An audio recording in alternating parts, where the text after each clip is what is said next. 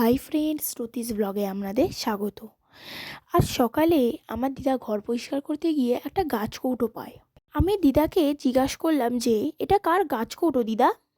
দিদা বলল যে এইটা তোর মাসির বিয়ের তত্ত্বেতে দিয়েছিল। তারপর আমি দিদাকে জিজ্ঞাসা করলাম যে এই গাছ কৌটোটা নিয়ে কি করবে দিদা। আমার দিদা বলল যে কি আর করব, ঠাকুর ঘরে মুড়ে রেখে দেব। আমি বললাম আমাকে গাছ কৌটোটা দাও, খুব পুরানো হয়ে গেছে, একটু নতুনত্ব ডিজাইন ক্রিয়েট করে দেখি কেমন লাগে।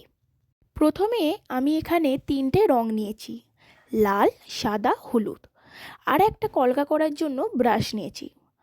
প্রথমে সাদা রং দিয়ে ভালো করে রং করে নেব, শুকিয়ে গেলে আর একবার সাদা রং দিয়ে ভালো করে বুলিয়ে নেব। তারপর লাল রংটা দিয়ে ভালো করে রং করে নেব।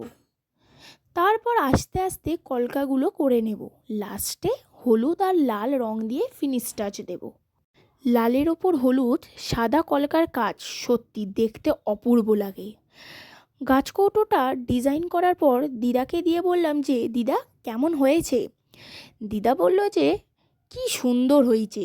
আমি দিদাকে বললাম যে গাছ কৌটোটা নিয়ে এবারে কী করবে। দিদা বলে যে কী আর করব, আমি ভালো করে ঠাকুর করে সাজিয়ে রেখে দেব। লালের ওপর হলুদ সাদা কলকার কাজ সত্যি দেখতে খুবই ভালো লাগছিল। যাদের লালের ওপর সাদার কাজ খুব পছন্দ তারা প্লিজ কমেন্ট করতে ভুলবে না। কথা বলতে বলতে গাছ কৌটোটার ডিজাইনটা তোমাদের ভালো লেগে থাকলে লাইক, কমেন্ট আর চ্যানেলটা সাবস্ক্রাইব করতে ভুলবে না। হ্যাঁ, নতুন ভিডিও দেখার জন্য বেল আইকনটা ক্লিক করতে ভুলবে না। আজকের জন্য টাটা, বাই বাই।